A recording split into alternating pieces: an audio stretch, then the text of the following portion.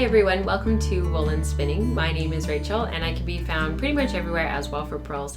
Thank you so much for joining us. If you're a first-time viewer, thank you for checking out the podcast. And if you are a returning viewer, thank you so much for being with us. And of course, if you're a Patreon subscriber, thank you especially to those of you who support the show financially. You guys are the ones that keep the show on the air week after week after week, and why we are up to episode 62.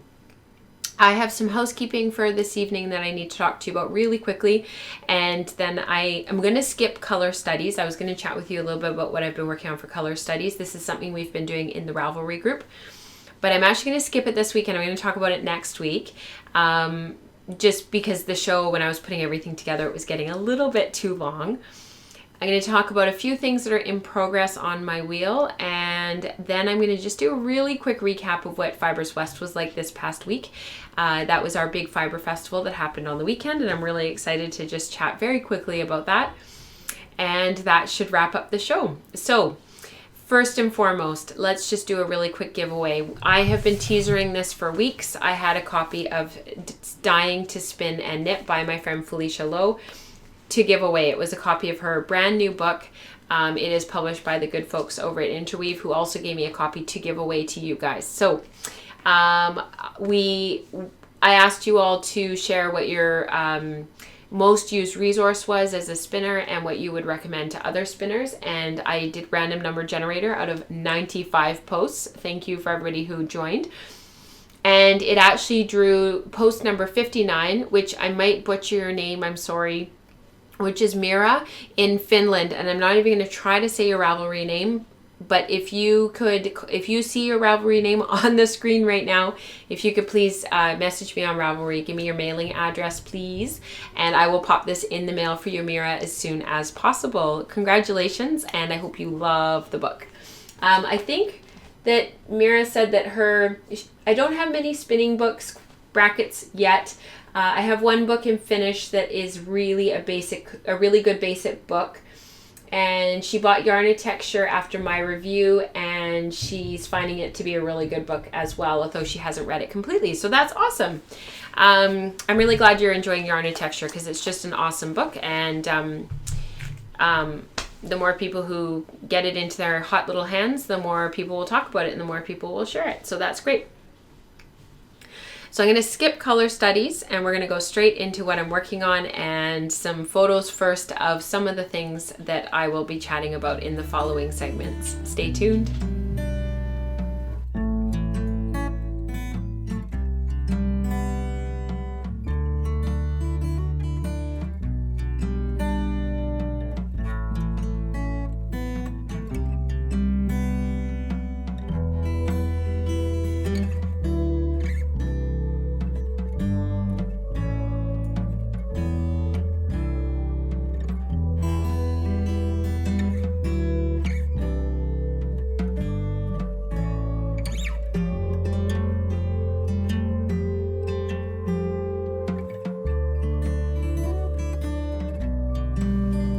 So, spins in progress. All right, one of the things that I bought at Fibres West was a basket. Finally, I have a basket. These are from a basket, I guess distributor you could call her, who distributes them. They're handmade in Ghana, and I've wanted one forever. I always see her at the shows here locally, and I always go and talk with her. She's from Calgary, Alberta. And this time I dove and I bought my basket. So all my stuff that I'm talking about today is in my basket. I'm so excited. You guys have no idea how long I've wanted one of these. So the first thing that I thought about I would talk about is actually my Smith & New spin. I started this back in, I think, like November. And it was some superwash BFL, some pencil roving. Marianne had dyed it up in the most beautiful rainbow colors.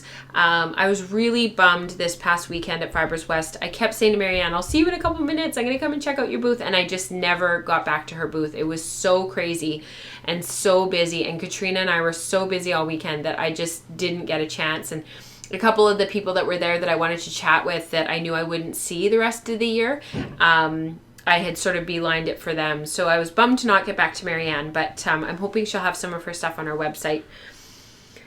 So this was some superwash BFL that I had in my stash from her from Knit City, actually. Sorry, there's dog hair in it. Oh, the dogs, they just get into everything. It's really super crunchy. I have not washed this yet. I did Navajo ply it. I think because I stripped, so I took the pencil roving and I laid it out on my table. And when you lay out pencil roving, when it's dyed the way that Marianne dyes it, you end up with this kind of this big oval. And I started at one end and I pulled it apart and I basically stripped it in half. And so I think my color transitions were quick enough as I was spinning that some of the colors sort of blended together. So there's places where, even though it's Navajo plied, where I've got, like this is a great example, I've got brown, green, and blue together, and then I've got the yellow and the purple together. I really like it. I'm going to be really interested to see how this knits up, because I'm hoping that it'll preserve these places in the skein where I have these really great areas of purple, because the rest of the skein is pretty barber pulled. And like all the colors twisted together, and it didn't end up being as clean as I thought that it would be. And you can see how the amount of twist that I put into this. So I think I just said that it's pretty crunchy. It's pretty crunchy. It's not soft. It's very, very tightly twisted, and there's a lot of twist in here. I spun it on 22-1 on my matchless, and I plied it at 22-1 on my matchless as well. I did not treadle and draft. Like, I did not treadle once and draft once for every time I treadled. I did 2-1. So I drafted twice for every time I treadled. So one full revolution of the drive wheel, I drafted forward twice. So I basically have 11 twists per inch in this thing, which is pretty high for BFL. And it's why it's so crunchy, but it will hopefully wear really well for socks. So that's the goal. So I'll keep you posted, because the other one is almost done. It's almost ready to ply. And I will hopefully have a finished 4 ounces to show you. I said last week that I would have an update on my Wensleydale spin. This was some fiber that I dyed myself after I took that dye workshop. Some of you will remember back in November of 2000 it must have been 2015 now. That is crazy. It was so long ago. I dyed up these really wild colors on Wensleydale, and I didn't know what I was doing. And so I put the dye in about 3-inch increments. So you can see they're really short. And if you heard what I just said, I said that I dyed this, that this is Wensleydale. So Wensleydale is like 5 inches for the staple. This is really quite long stuff too. Like, it's quite long stapled. So if you see, this is like more like probably 10 inches. It's quite long. It's the width of my book. So my book is like 8.5 by 11, and this is the width of my book. So it's probably about 10 inches. So that said, the color is really blending a lot while I'm spinning. And my original plan was to spin a 2-ply lace weight with this. So I'm spinning incredibly fine singles. And my bobbin this is my first bobbin finished. And it's just very, very, very fine. And you can see how the color has sort of blended in places.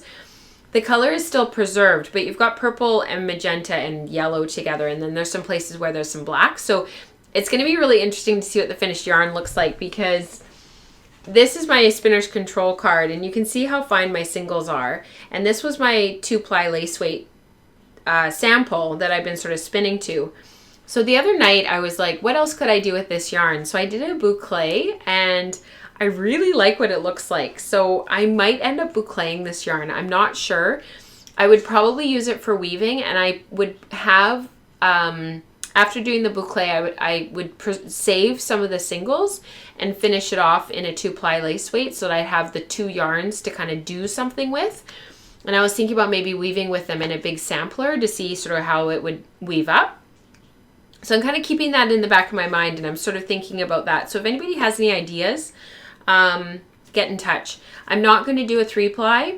It is either 2-ply lace or the boucle. So if you like have one strong feeling or opinion one way or the other, I'd love to hear what you think I should do, because the boucle is pretty cool. It's really pretty. But I don't know if I need 1,000 yards of boucle. I don't really know. Maybe I do. The other thing that I've been working on is actually my Sweet Georgia Club for this month. And normally I don't do spoilers early in the month, but I'm halfway through the spin and I was just too excited not to share this with you. So Felicia called this month's club Sleepyhead. In Felicia's essay this month, she wrote that she's doing a Navajo plied slub yarn. So she's spinning the entire braid as a slub yarn. And if you don't know what a slub yarn is, a slub yarn is another name for thick and thin. So she's spinning the entire braid as thick and thin. And then she's going to Navajo ply it. So this is what a slub yarn looks like when it's just left as a singles. And she is going to Navajo ply that. And she's not, I asked her, because we had lunch together last week, and I said to her, are you going to worry about matching up the slubs and plying when you do your Navajo plying, are you going to try to match up the slubs? Are you going to try to keep them apart? Are you going to try to make a thick and thin slub yarn when you ply? Like, what's your plan? And she's like, I'm just going to go for it. So it's going to be a random Navajo plied slub yarn. So I spun some of the club one way, and then I had this bit left over, and I thought, well, I'll spin the rest of it as a thick and thin, and then I'm going to leave mine as a singles, maybe. I'm not going to 3-ply it. I'm not going to do a Navajo ply, but I might do something with mine, and then her and I are going to put ours next to each other and compare them and see how they're different. So I'm really looking forward to that. So the bobbin is finished. I did this on Saturday morning before the second day of Fibres West because I just wanted to sit down at my wheel and spin and kind of zone out before I went back into such a crazy environment. And I'm really glad I did, because guess how long this took? So it's 25 grams worth of slub yarn. It took me 20 minutes to spin. It was so fast. So that was really, it was like a instant gratification. So that was really neat. What I did finish with the rest of it, though, and normally I wouldn't spoiler this until next week, but I can just see that things are piling up and I'm going to run out of time next week and then I won't talk about it. So I thought I would share it this week. I did a 2-ply. Katrina is spinning this month's club as well, so I'm not sure who's going to do the blog post yet on the Sweet Georgia Yarns' blog, but I did a 2-ply and I spun thick singles onto one bobbin. And I auto wrapped it while I was spinning, and with gold thread, because who doesn't need a little gold in their life? And I have these like pigtails coming out of the yarn in places, and I did that intentionally. Like I would pull the auto wrap away and I would actually like let it loop on itself, and then I'd let it continue onto the yarn. And so it gives this really subtle technique on the thicker single.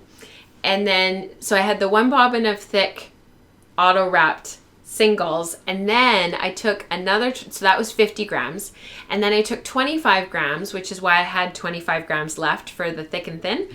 I took the other 25 grams and I stripped that in half and I spun it thin, and I spun it to about, so the first bobbin I spun at about 11 wraps per inch, and then my other singles I spun at about, I think I was going for like 18 to 20 wraps per inch for the other one. I have it all written down.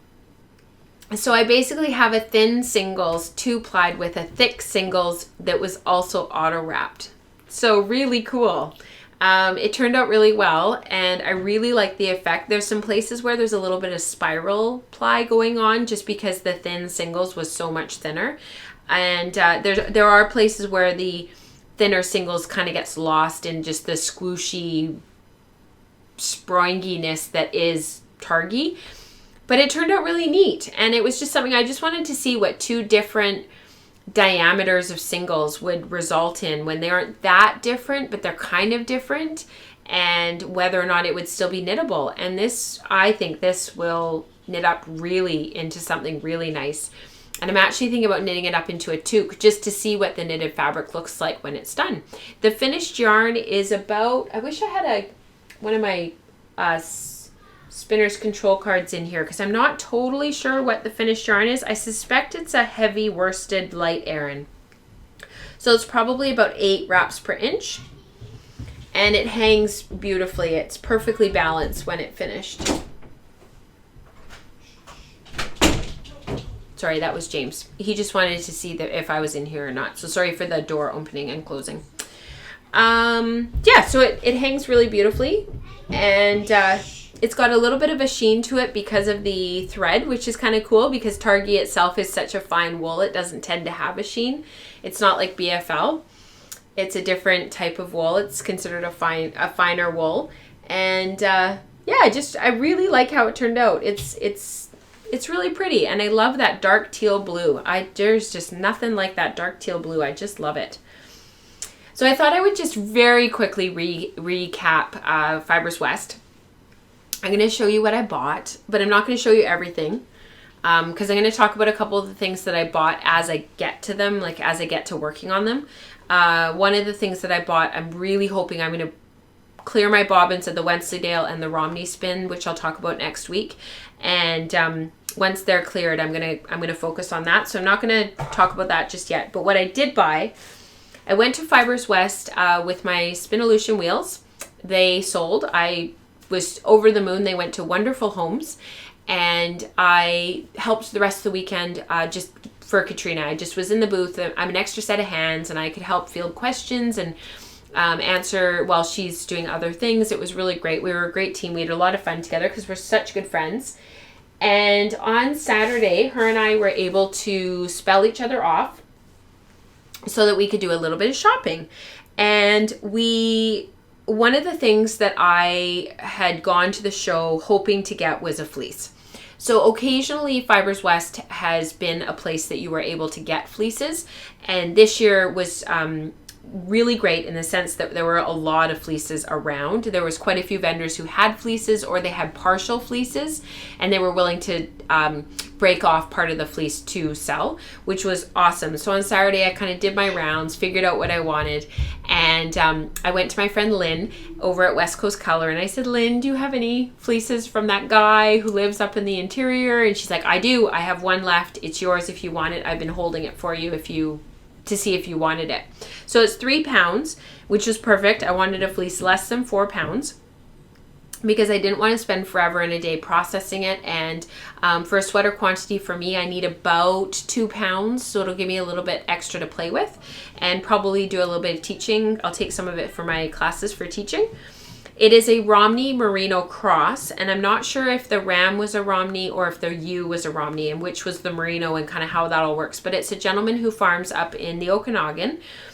I'm going to chat with Lynn a little bit more about him and about his operations and whatnot because he's a fascinating man and has a really interesting story. And Lynn basically takes all his fleeces for him and sells them for him. The crimp on this thing is amazing, and the tips are dirty. They're really dirty. His sheep are allowed to be outside in the rain and weather and all the other stuff. But they're quite long, like a Romney is. They almost look like what you would expect from a Romney in length, but the crimp and the mat of a merino. And they do have a slight sheen more than you would think a merino would have, and of course that's the Romney.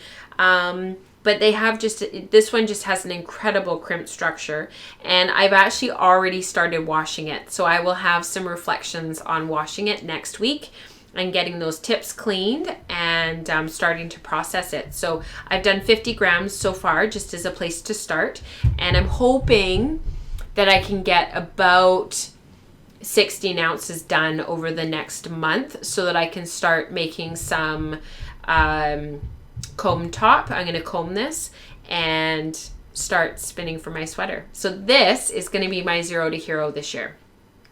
I had other plans for other things that I was going to do my zero to hero for, but this is going to be my zero to hero. So if there's anybody else out there who would like to process a fleece and would like to spin and knit for a sweater, if you would like to work along with me, please head over to the Ravelry group and click on Zero to Hero 2017 chatter thread and put your hand up and say, I want to do that too, and we will all work through it together. Other people are doing other things. Some people are spinning and knitting for socks. Some people are spinning and weaving. Some people are processing a big fleece. It's totally up to you. Whatever is your big holy grail of projects that you want to do, and we have until the end of the year. And I've already started collecting prizes for this. And I have to say, this year is going to be awesome. So please come on over to the Ravelry group if you're interested, and you will hear more about me processing this and working through it in the coming shows, because I'm really excited about it. It's incredibly soft. One of the things that I did buy at the show was some Unicorn Power Scour. I was out, I had some, and I had only ever had like a really little container of it, and I was completely out, and I did spend the money and I bought some more. So that came from Sarah, of Sarah Elizabeth. I think it's Sarah Elizabeth Designs. If it's wrong, it'll be down here in the subtext, up in the Okanagan, and it was lovely to meet her. She's a fellow Spinolution dealer, and we had a wonderful conversation and a great chat. So it was just a lot of fun. It was a really busy weekend. And I thought I'd throw in a video here at the end to show you kind of what the venue looked like and what things were all about.